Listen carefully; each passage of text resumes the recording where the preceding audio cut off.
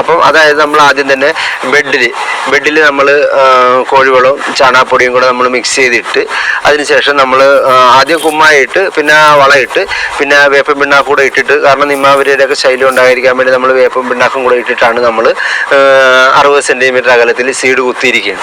അപ്പോൾ ആ സീഡ് കിളുത്ത് ഒരു വള്ളിപ്പരുവാകുമ്പം തന്നെ വേണേൽ നമുക്ക് താഴെപ്പെടുത്തി കഴിഞ്ഞാൽ ഇതിൻ്റെ ഒരു ഏറ്റവും വലിയൊരു പ്രശ്നമെന്ന് വെച്ച് കഴിഞ്ഞാൽ ഇത് കാ വളഞ്ഞും തിരിഞ്ഞൊക്കെ ഇരിക്കും, കാ മുരണ്ടു പോകും. അപ്പം ഇതിപ്പോൾ ഇത് കണ്ട, ഇതിപ്പോൾ സ്റ്റഡി പന്തലാണ്, വേലിപ്പന്തലാണ്.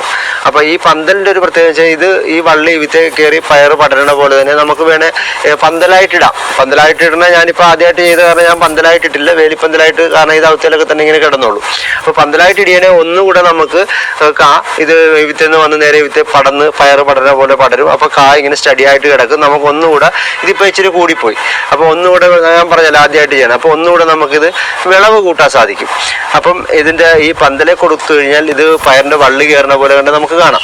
അപ്പോൾ പയറിൻ്റെ വള്ളി പോലെ തന്നെ കിടന്ന് നല്ല സ്പേസിൽ കിടക്കുകയാണെങ്കിൽ എല്ലാ മുട്ടിനും കായുണ്ടാവും. അതാണ് ഈ കുക്കുമ്പറിൻ്റെ പ്രത്യേകത. കണ്ട, എല്ലാ മുട്ടിനും കായുണ്ടായി കഴിയുമ്പോഴത്തേക്ക് നമുക്ക് അത് ഉൽപ്പാദനം കൂടുന്നതനുസരിച്ച് നമുക്ക് പന്തൽ സ്ട്രോങ് ആയിരിക്കണം. ഇതിപ്പോൾ നമ്മൾ മുളയിൽ കമ്പി കെട്ടിയിട്ടുണ്ട്, പിന്നെ നെറ്റിൽ കയറ് കെട്ടിയാണ് നമ്മളിത് സ്റ്റഡി ആയി. കാരണം ഈ പന്തൽ എന്ത് വന്നാലും പന്തൽ വീഴത്തില്ല. അപ്പം നമ്മളൊരു സംഭവം ചെയ്യുമ്പോഴത്തേക്ക് ഏതൊരു കൃഷിയാലും പന്തലൈറ്റം ചെയ്യുമ്പോഴത്തേക്ക് ആദ്യം തന്നെ പന്തൽ നല്ല ബലമായിരിക്കും. കാരണം നമുക്കല്ലെങ്കിൽ ഇപ്പോഴത്തെ പ്രകൃതി നമുക്കറിയാം എങ്ങനെയാണെന്നുള്ളത്. എപ്പോഴും എന്ത് സംഭവിക്കാവുന്ന പോലെയാണ് നമ്മുടെ ഇപ്പോഴത്തെ പ്രകൃതിയുടെ ഒരു പോക്ക്. അപ്പോൾ നമുക്കിത് മാക്സിമം നമ്മൾ ഈ ഐറ്റമൊക്കെ എന്ന് വെച്ച് കഴിഞ്ഞാൽ മാക്സിമം നമുക്ക് വിളവെടുത്തെങ്കിൽ നമുക്കിതിൻ്റെ ലാഭം ഉണ്ടാവുള്ളൂ.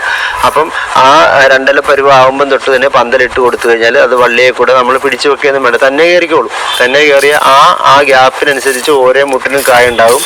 അപ്പോൾ അത് നമുക്ക് കൂടുതൽ വിളവുണ്ടാക്കാൻ സാധിക്കും. അപ്പം നമ്മളൊരു കൃഷി ചെയ്യുമ്പോൾ ആ കൃഷി എങ്ങനെ ലാഭകരമാക്കാമെന്നാണ് എന്നെപ്പോലുള്ള കർഷകൻ ചിന്തിക്കുന്നത്. അപ്പം നമ്മൾ കൃഷി ലാഭകരമാണെങ്കിലേ നമുക്ക് മുന്നോട്ട് പോകാൻ പറ്റുള്ളൂ. അപ്പം ഇപ്പം ഓപ്പൺ പ്രിസിഷൻ ഫാമിങ്ങിലാണ് നമ്മൾ ചെയ്തിരിക്കുന്നത്. ആ മൾച്ചിങ് ഷീറ്റ് ഇട്ട് ചെയ്യുമ്പോൾ നമുക്ക് കളയുടെ ശൈല്യം മാറിക്കിട്ടും. ഇത് ഓപ്പണിൽ വേണമെങ്കിലും ചെയ്യാം. ഓപ്പണിൽ ചെയ്ത് കഴിഞ്ഞാൽ വേറൊരു കുഴപ്പമെന്ന് വെച്ച് കഴിഞ്ഞാൽ നിങ്ങളിപ്പോൾ ഇവിടെ കണ്ടു ഷീറ്റിട്ടാണ് ചെയ്തിരിക്കുന്നത്. ഓപ്പണിൽ ചെയ്ത് കഴിഞ്ഞാൽ ഇപ്പം നമ്മൾ ഷീറ്റിട്ട് ചെയ്യുമ്പോഴത്തേക്ക് നമ്മൾ ആ പൈപ്പിലൂടെ വല്ല ഡ്രോപ്സ് ആയിട്ടോ വന്ന വെള്ളം നമുക്ക് ചെടിക്ക് എത്ര വെള്ളം കൊടുക്കണമെന്ന് നമുക്ക് തീരുമാനിക്കാം. നേരെ മറിച്ച് നമ്മൾ ഓപ്പൺ ഏരിയയിൽ ചെയ്യുമ്പോഴത്തേക്കെന്ന് വെച്ചാൽ നമ്മൾ കൂടുതൽ വെള്ളം, പ്രത്യേകിച്ച് നമ്മുടെ ഇവിടുത്തെ മണ്ണെന്ന് വെച്ച് കഴിഞ്ഞാൽ നിങ്ങൾക്കറിയാം, കാരണം വെറും ചൊരിമണലാണ്. അപ്പം ഈ കൃഷി നമുക്ക് ലാഭകരമാക്കാമെങ്കിൽ നമ്മൾ ഓവറായിട്ട് വെള്ളം കൊടുത്തു കഴിഞ്ഞാൽ